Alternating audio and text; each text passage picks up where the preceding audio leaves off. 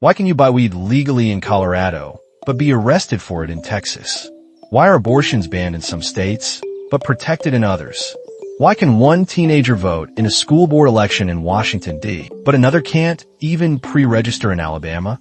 It's not a glitch in the system. It is the system. It's called federalism, and it explains why you and your friends across state lines live under such different rules, even though you're all Americans. Today, we're diving deep into why the states have so much power and how this one idea has shaped nearly every part of your daily life, from what's taught in your school to what rights you actually have. Let's go back to the beginning. 1787, Philadelphia. The U had just won independence from Britain. The founders were terrified of building another central government that could become tyrannical, so they struck a balance.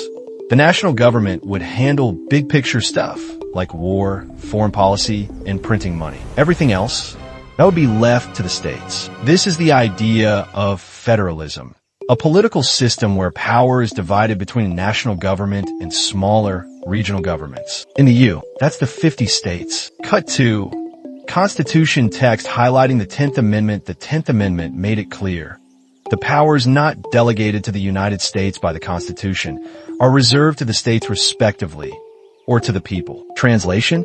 If the Constitution doesn't say the federal government controls something, the states do. And that idea, it hasn't just shaped government. It's shaped culture, identity, justice, opportunity, and freedom, all depending on where you live. Here's what most people don't realize. States aren't just some side character in American politics. They're the ones running the show in a lot of places that matter to you. Your education? That's controlled by your state. Your healthcare access? State. Gun laws, police policy, public transportation, housing codes, roads, Medicaid, criminal justice. State, state, state. Ever notice how the rules change the minute you cross a state border? California, recreational marijuana is legal. Idaho, it's a felony. Florida, teachers can be fired for discussing certain topics. Massachusetts, they're encouraged. That's federalism in action. And when you think about it, it's kind of wild.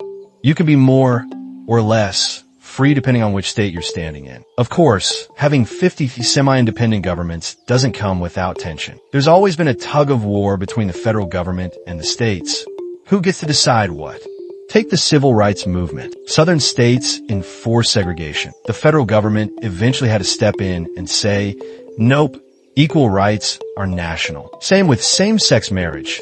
Some states banned it until the Supreme Court overruled them in 2015. But it goes both ways. When Roe v. Wade was overturned, abortion rights were handed back to the states. Overnight, 13 states banned or severely restricted it. Others passed laws to protect it even more. During COVID, the federal government gave guidelines, but states decided their own lockdown rules, school closures, and mask mandates. These fights between D and the states aren't just political.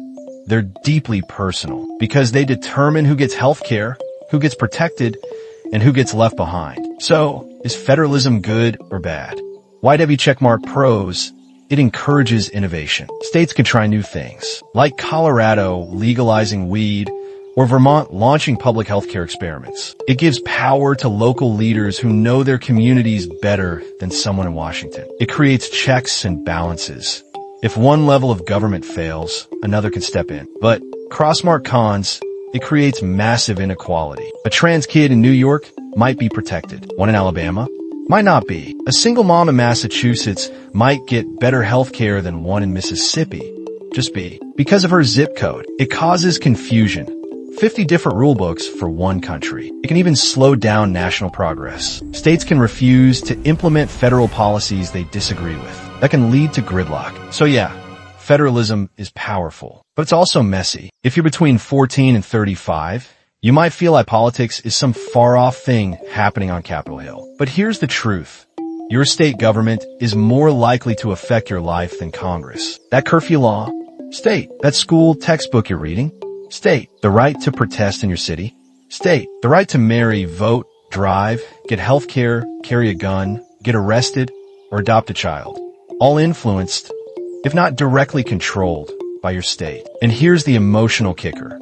Most young Americans don't vote in state elections. We show up for presidents, but we ghost our governors, mayors, school boards, and state lawmakers. the ones who actually run our lives. But if you want change in climate policy, in policing, in education, it starts where you live. Federalism isn't just a chapter in a civics book. It's the reason America feels like 50 different countries wrapped in one flag. If this video helped you understand how power really works in this country, hit that like button and subscribe, because knowing the system is the first step to changing it. And trust me, your voice matters, especially in your state.